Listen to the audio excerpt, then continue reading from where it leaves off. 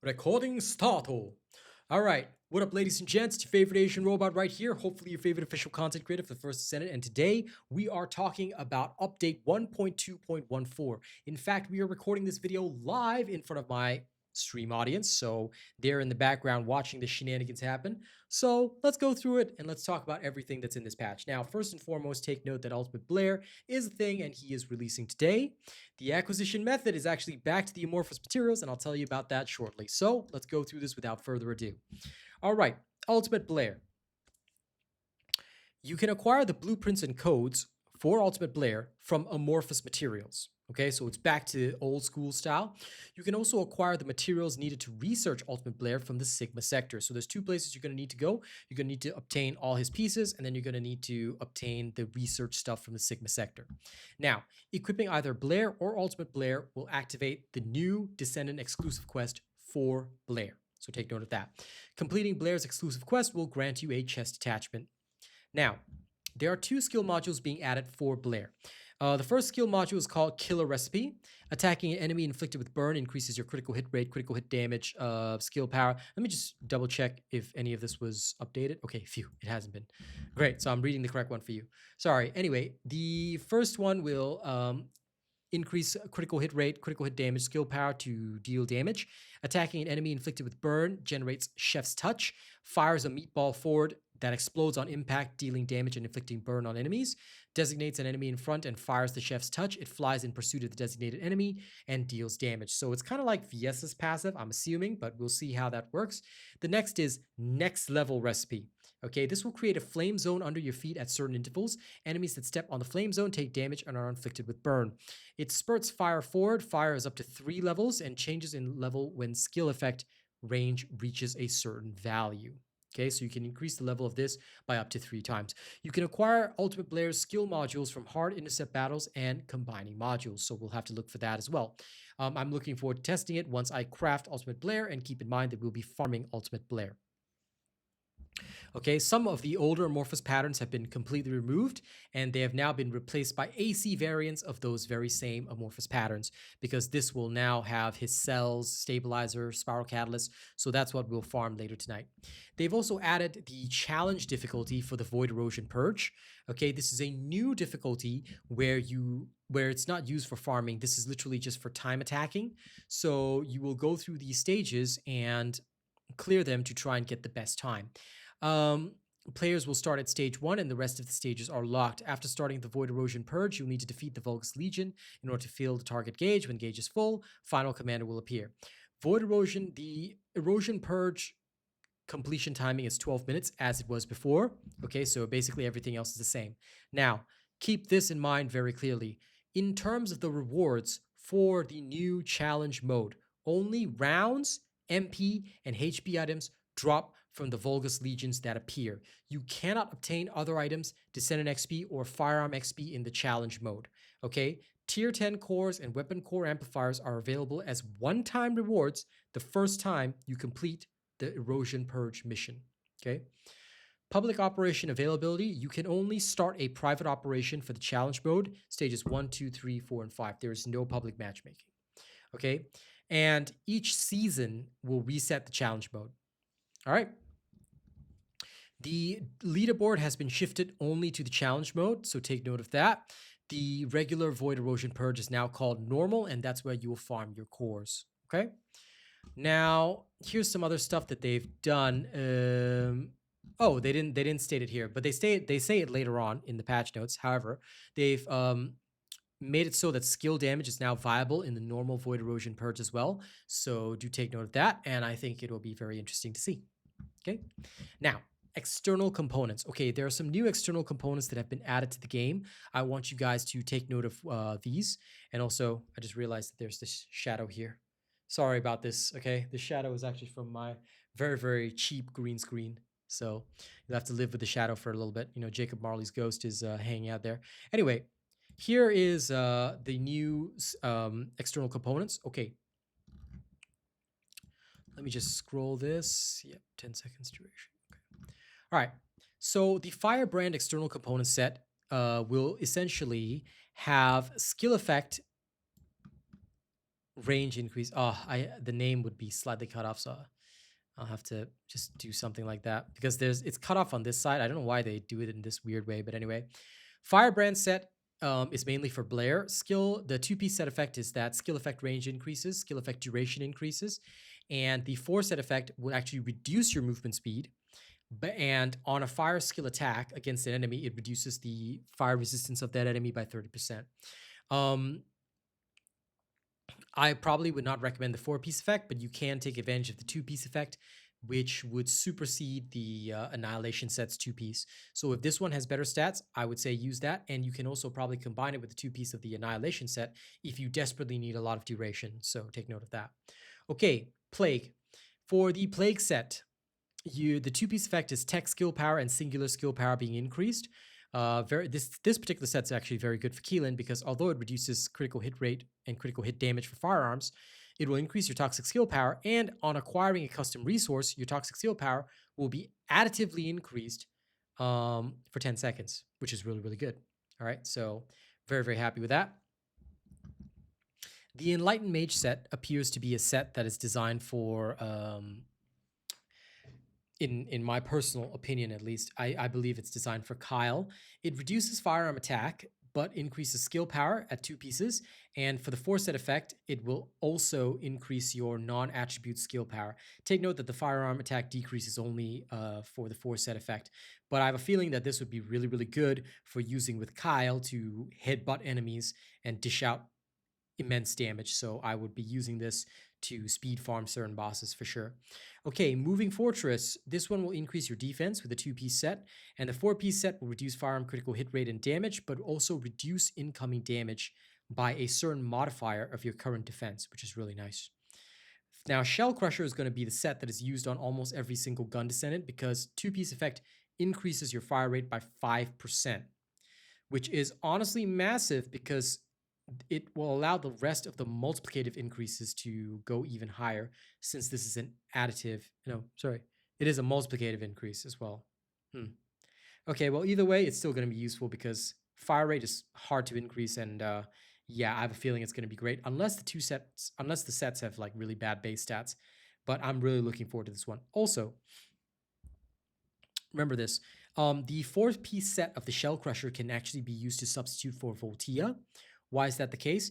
If you attack an anti-void shield, you will deal additional damage with your skills. Attacking anti-RK shields with a firearm will deal additional damage with that firearm. So Shell Crusher is basically, if you don't have Voltia, use this, okay?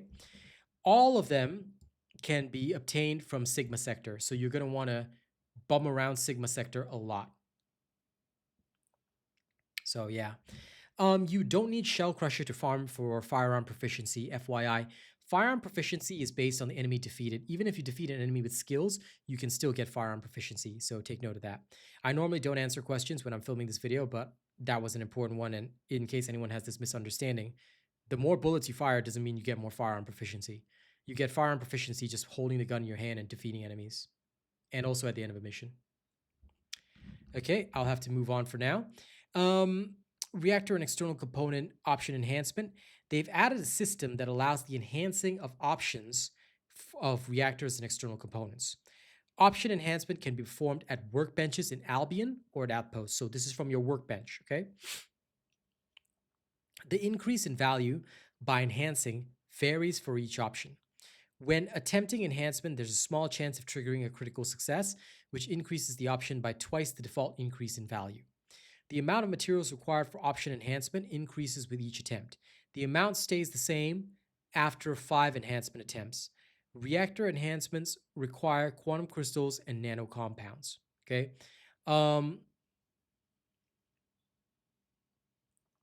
Somebody had commented in the chat earlier before I start the recording that this sounds like there's a chance that the enhancement won't go through. So it's like an RNG factor. I don't know. We'll see. But yeah, let's find out how it works and how it goes through. Like, honest to God, I wouldn't know, but I'm very interested to see how it happens. I will test the system myself. Okay, next. Oh, as for the materials for enhancing these things, for reactors, you're going to need quantum crystals and nano compounds, which is acquired pretty easily. by dismantling reactors. And then for the external components, you are going to need energy control cores. As far as I know, the energy control cores are obtained in, guess what? Sigma sector. So there you go. Okay, they've added a medal system. Medals are given for certain things that you achieve in the game. So that's pretty much it. Some of them will give you like Council Magisters, and achieving different things will enhance the look of the medal. So for example, owning 20 ultimate reactors that are enhancement level 5 will give you the first medal. Then ultimate reactors with 3 optimization conditions, you have to own 20 of them. That gives you the second one. Then you own modules that are enhancement level 10. All right, it'll give you the third one. So on and so forth, kind of like that. Okay, so some of these medals are only for certain things. Some of these medals are not. So, you know, go at it as you like. All right, they've added some guide quests for beginners. Now they've added some new modules. I'm actually going to give you the summary. If you guys want to read the whole thing, you can do so. But I've already gone through this on stream. And basically what they've added is the main thing is this elemental resistance battlesuit. Okay, this one is for Descendants, and it will convert your defense into attribute resistance or incoming damage modifier. So that's really, really interesting and pretty good. So look forward to that if you want to play defensively, although I think most builds will not utilize that. They've also added this thing called Veil Analyzer, I believe, across all weapon ammo types. What the Veil Analyzer does is pretty cool. When you successfully attack a weak point, all attribute attack will increase for 5 seconds, all right? And the usual condition is up to 10 stacks minus 2 on failure. I believe the cooldown will be 20 seconds.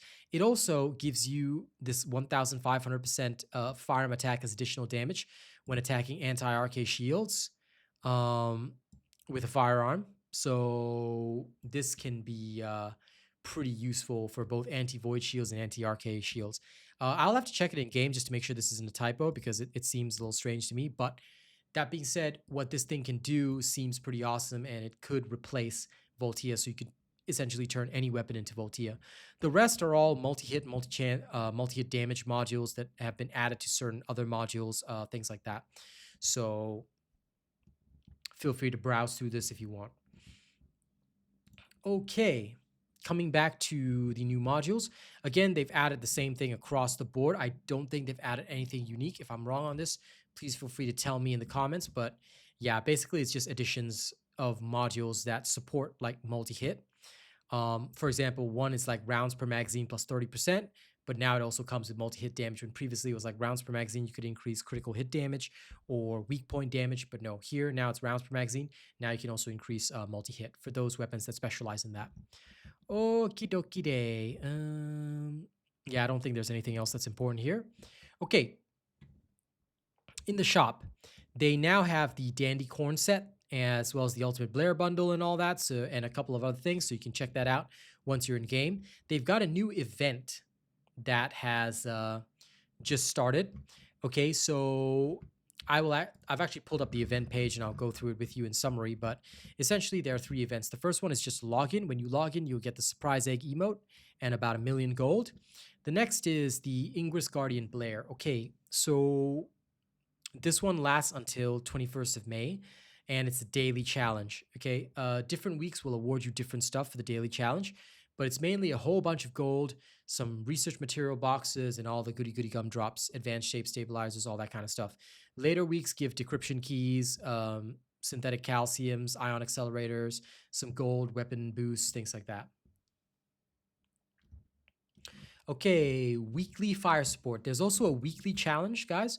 So again, up until the 21st of May, they'll have some weekly challenges. Each week will have different stuff. The first week will be like, it's all about doing research. You're going to get a Descendant slot, Crystallization Catalyst. I believe this one will be available right away. So complete research 3 times, bada bing, bada boom, you get free stuff. Week 2 is more Crystallization Catalyst, Energy Activators. Week 3 is like Dimension Analyzers, Ion Accelerators. Week 4 is some crappy amounts of gold and Kyber, which we don't need, but week 4 is also really easy to achieve. Week 5 is core amplifiers, augmentation cores, particle disruptors, all the goody gum drops. All right. So those are the 3 events that are going to take place. Keep in mind, like I said, each week will have different rewards, and it goes for about 5 weeks. Okay, next is the content improvements in this patch. All right, what I'm going to say is that I'm going to skip the normal mode content improvements because these are genuinely not important. Just basically, normal mode is being streamlined so players can get to hard mode more easily. They want to make the experience better for newer players. Okay, so take note of that. Next, the most important thing that you guys will have to take note is that void fragments and void fusion reactors no longer consume void shards. Okay, void shards cannot be acquired from void fragments, special operations, or quests anymore. This is to streamline gameplay and make things smoother. In future, they might find another use for the void fragments. Okay. They've removed the invasion hidden mechanics from the main story mission of the invasion mode. This is to help people get into invasion modes easier. In terms of the Sigma sector, they have increased the firearm XP and Descendant XP that you've gained from the high-risk Sigma sector from 30,000 to 160,000. So leveling up your Descendants and leveling up your firearms in the Sigma sector will become a lot easier. Energy control cores can now be obtained from the Sigma sector, which is an important component for enhancing your external components. And they've increased the drop rate of modules from elite monsters in the Sigma sector by about 1.4 times. So that is going to be pretty good. Unique RK Factor XP can now be earned in hard mode special operations. Erosion, Purge, difficulty improvements. They've increased the skill damage of Descendants in stages 21 to 30, increased the advantage affinity firearm damage in stages 21 to 30. What is advantage affinity firearm damage? This means that if the firearm that you are using in these stages is one where the enemy is weak to that particular firearm, okay, your firearm will deal more damage. So that's what it's for. Okay. They've added support drones to normal and challenge difficulties in the Erosion Purge, and they've adjusted the number of awards that are hard to achieve. Okay, so that's that. Also, this thing I almost missed. Unique RK Factor XP can now be earned in hard special operations. So I don't know how much they're going to give you for those special operations, but that's another way to up your RK tuning. So we will go and check that out in the game a little bit later tonight. All right. Okay. For Descendants, Ultimate Bunny has been shifted from hard mode to normal mode, so acquiring her is a lot easier now since she is the first Descendant everybody should acquire, so take note of that. They have, excuse me, they have added certain variants of the amorphous material patterns, and these will be in normal mode, okay? For Serena, when a skin without wings is equipped, the wings will now only be visible when a skill is used. All right, the skins without wings are as follows: the Dandy Corn and Albion Administrative Support. I will have to say straight up that I am not 100% pleased with this because the wings are a part of her, but it is what it is. Okay.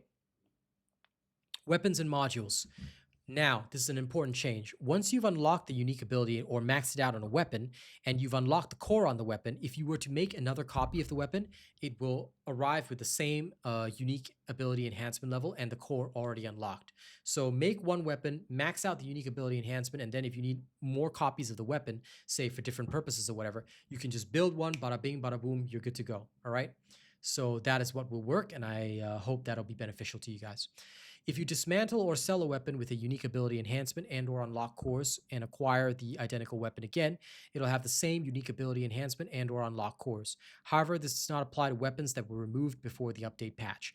If you've got more than one copy of the same weapon at the time of the patch, their unique ability levels will be combined.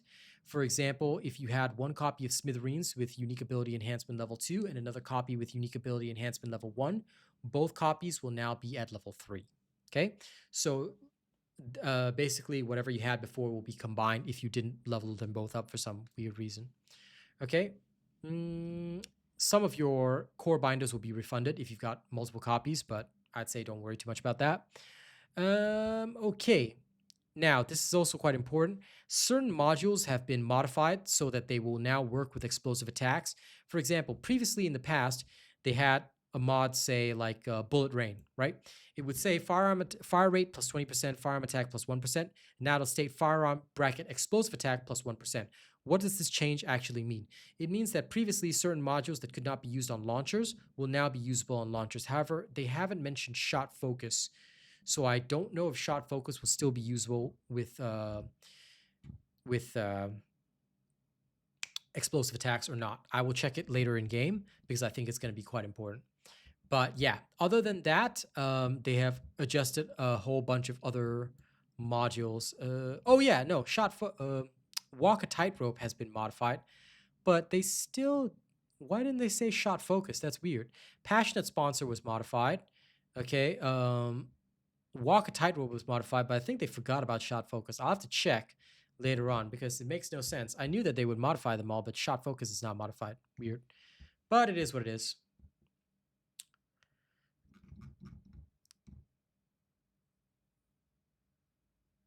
Okay, normally I don't answer chat when I'm shooting a video live, but I have to say this. I don't know. They did not mention in the patch notes whether the Serena Wing thing is a toggle.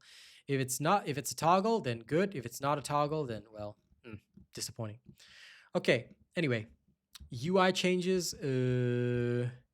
There's nothing really important here, so you can check it if you want, but genuinely, I don't think there's anything important here. If I'm wrong and there's something super important in here, please let me know. Okay. I would love to know if there's something super important here that I'm missing. Photo mode. You can now stop the pose animation. So if your descendant is in the middle of dancing and they do a super cute pose, you can probably stop the motion right there and then take your screenshot, okay, for photo mode. Now, they've changed item type info that was previously displayed in only single or group mode tips to be displayed. Okay, so never mind, I don't understand what they've done, but it's something to do with emotes. And probably not that important. They've added details to viewing DPS in the laboratory damage UI. So this one is pretty important. You can now view max DPS and average DPS during battle as well, which is during the laboratory battles. So you can use that to measure how well your weapon is doing. Okay. Modified unnecessary descriptions for some external components. Reduce the amount of ETA 0 vouchers you can get for Ultimate Bunny stuff now that she's available in normal mode. Evolving skins save paint information at each stage of their evolution. Vesper's hunting dog can now equip common skins. The spawn and despawn animations are now common skins, so your Vesper's hunting dog and Hagio sheepdog can share them. For the purpose of optimization, some monsters' effects have been simplified. And for the purpose of optimization, the entire body of some monsters in the Sigma sector is now a weak point, so take note of that. They've added an in-game web guide button. Not sure if anyone uses that because most people come to YouTube. And they've added quest rewards for players in the early stages of the game as well. Okay, bug fixes. The first one is to do with the immortality Oblivion. No need to worry about that because, I mean, he dies most of the time. Now, the second one is for Descendants. This one's important. They fixed an issue where Ines's chain lightning couldn't hit certain objects. They've also fixed the issue where it would be slowed down when an enemy was slowed down, say by VS's Blizzard. And last but not least, they fixed an issue where Ines's chain lightning and floating lightning disappear when touching terrain. So although it won't hit when touching terrain, I don't know if this means that they've walked back the whole going through terrain thing. We'll have to test. We'll have to check it out. So I think it's going to be quite an important one. We will test this later on if we can. Okay. Weapon modules. They fixed an issue where the reset cooldown effects of veteran tactics could be applied to the passive skill cooldown. So I know that some people mentioned invulnerable Lepic because of this. Take note that this will no longer be possible. Okay.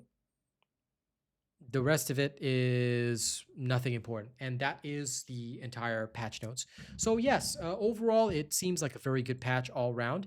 I will be looking forward to trying Ultimate Blair later on stream, and of course, testing out the Ines changes as well. There's a lot to look forward to. So thank you very much for watching this video. Don't forget to like, share, and subscribe. Tell me what you guys think about this in the comments. All right, I'll be addressing my stream and talking to them shortly, but again, thank you guys so much. Don't forget to register as a supporter before you buy anything. Link is in the video description.